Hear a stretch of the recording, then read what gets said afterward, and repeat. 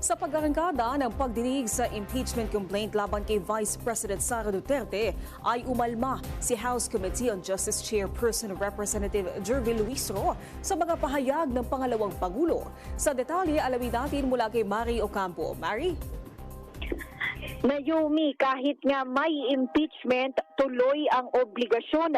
Ito ang idiniin ni House Committee on Justice Chairperson Jervy Luistro sa kanyang opening statement sa pagsisimula ng formal na pagdinig ng Kamara sa mga impeachment complaint laban kay Vice President Sara Duterte.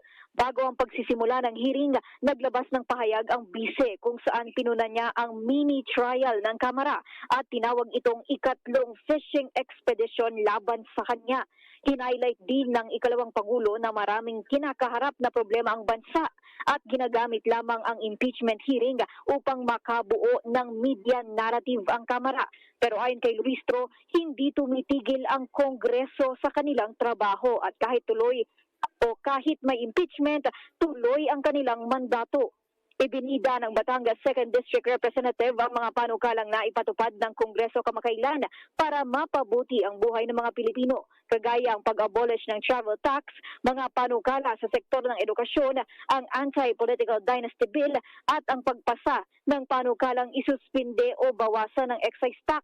Pagdiin niya, ang impeachment hearing ay hindi isang criminal trial, kundi isang constitutional at policy exercise na ipinagkatiwala sa Kamara.